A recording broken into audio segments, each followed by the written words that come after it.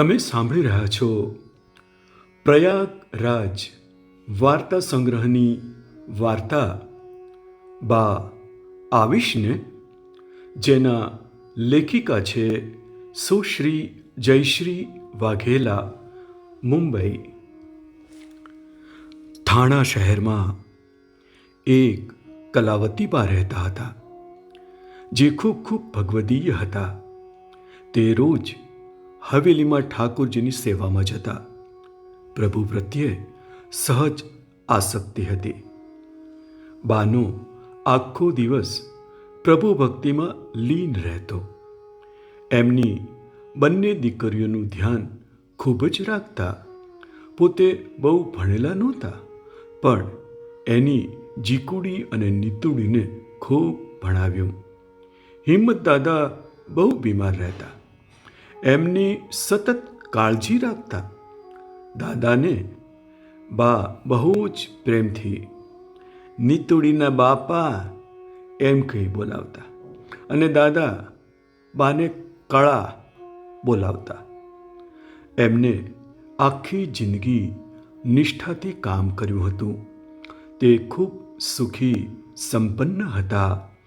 દીકરીઓને સાસરે વળાવી હતી. ભક્તિમાં તલ્લીન બા રોજ કહેતા, મારે તો ઠાકોરજી પાસે જવું છે. બધા કહેતા, હું તો વિમાનમાં ઉડીને ઠાકોરજી પાસે જઈશ. મને તો વિમાન તેડવા આવશે. જીકુડી હસીને કહેતી, ના રે ના, હું કંઈ તને નહીં જવા દઉં. એમ ના કહેવાય. હું અને નીતુડી શું કરશું? અમને તારા વગર ગમશે નહીં. એક દિવસ સવારે મંગળાના દર્શન કરીને બા ઘરે આવ્યા તો બહુ જ ખુશ હતા. બાપાને કે, ઓ નીતુડીના બાપા, આજે તો કંઈક ગળ્યું કરવાનું મન થાય છે. મારા ઠાકોરજીને લાવો ને, શીરો બનાવી દઉં. જોયું તો સામગ્રી નહોતી. ઝટપટ થેલી લઈને બા સામગ્રી લેવા નીકળ્યા. બાપાએ કીધું, ના, નહીં બનાવો તમારે, કાલે બનાવજો ને. પણ બા કંઈ સાંભળે? એ તો થેલી લઈને ઉપડ્યા. બાપા કહેતા રહ્યા. બા બજારમાં ગયા તો બાને શું થયું? ચક્કર આવ્યા અને ટ્રકના પૈડા નીચે પડી ગયા, અને બાનું માથું પૈડા નીચે થોડું આવી ગયું. બા બૂમો પાડતા રહ્યા, એ નીતુડી, જીકુડી. કોઈ આગળ આવ્યું નહીં. લોકો જોતા રહ્યા. બા કણસતા લહુલુહાણ ઊંધા માથે પડ્યા રહ્યા. માણસોની ભીડ જમા થવા લાગી. લોકો મોબાઈલમાં વિડીયો ઉતારતા રહ્યા, પણ કોઈ બાની બહારે ન આવ્યા. બા ઊંધા હતા. કોઈ ઓળખી ના શક્યા. ત્યાં સામે રસ્તે કપડાની દુકાન હતી. એ ભાઈ સામે આવ્યા. એમને કપડું ઓઢાડ્યું. એ તો બાને ઓળખી ગયા. પછી તો ટોળામાંથી એક નાની દીકરી રિક્ષા બોલાવી અને બાને રિક્ષાવાળા ભાઈ અને એ દીકરી બાને ઉપાડ્યા અને હોસ્પિટલ લઈ જવા લાગ્યા.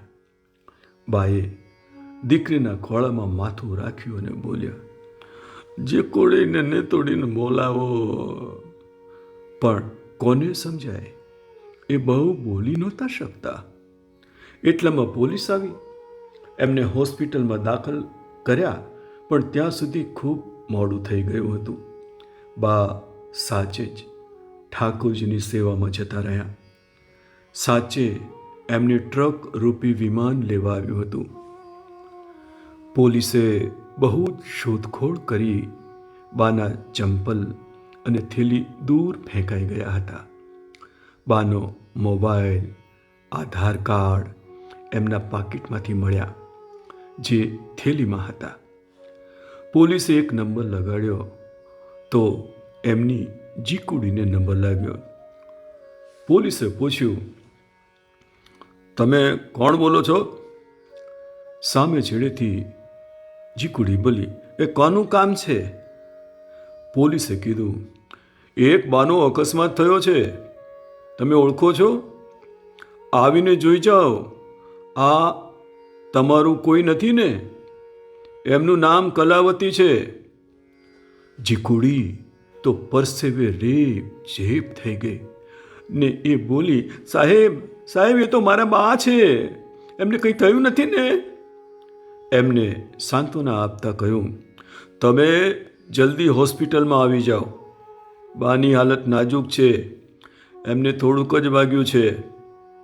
આ સાંભળીને જીકુડીને જીવમાં જીવ આવ્યો.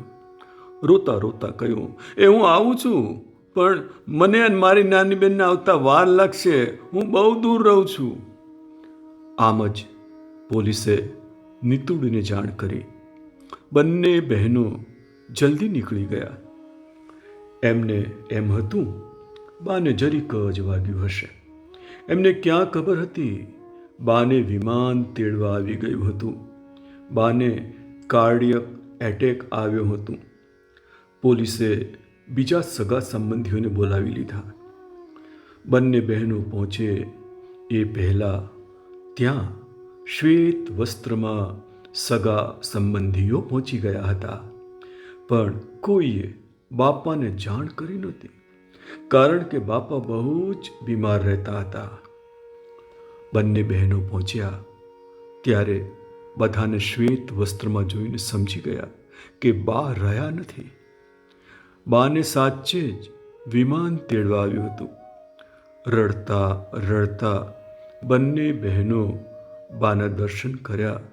પછી નીતુડી ઘરે જઈને બાપાને કહ્યું, બા રહ્યા નથી, એમનું અકસ્માતમાં મોત નીપજ્યું છે. લાલાનો મિશ્રીનો કટોરો ભરેલો એમને એમ રહી ગયો હતો. ઠાકોરજી પોઢ્યા નહોતા. બાપા ખૂબ રડતા રડતા બોલ્યા, મેં એને કીધું તું, કળાને જવાની ના પાડી હતી, તો શું કામ મારો હાંભળ્યો નહીં? બાપાને ઘરે જ રાખ્યા. પછી તો હોસ્પિટલમાં ફોર્મ ભરાયા, પોલીસ સ્ટેશનમાં નોંધણી થઈ, ફાઇલ પેપરમાં સહીઓ થઈ. પછી બાને સોંપવામાં આવ્યા. સગા સંબંધીઓ એમને લઈને ઘરે આવ્યા. ત્યાં વિધિ વિધાન સાથે ઘરના દર્શન કરાવ્યા. એમને એમના ઘરે શ્રી ઠાકોરજીના દર્શન કરાવ્યા. ચુંદડી ઓઢાડી અને મહાપ્રયાણ માટે લઈ જવામાં આવ્યા. એક સરસ ઉમદા ભગવદીય વ્યક્તિત્વ આ દુનિયા છોડીને ઠાકોરજીની સેવામાં જતું રહ્યું. આ ઘટનાથી પરિવારમાં શોકનું વાતાવરણ છવાઈ ગયું. આસપાસના સમાજને પણ આઘાતમાં મૂકી દીધું. ટ્રક ચાલકને પકડીને સોંપવામાં આવ્યો. આ દ્રશ્ય દુઃખદ હતું, પણ માર્ગ સલામતી માટે એક મહત્વપૂર્ણ સંદેશ દઈ જાય છે. ભરી બજારમાં ટ્રકને આવવા જવાનો સમયપત્રક કરવો જોઈએ, જેથી આવી ઘટના બીજી વાર ન બને. જીકુડી અને નીતુડી પોકારતા રહ્યા, બા તું આવીશ ને? બા તું આવીશ ને?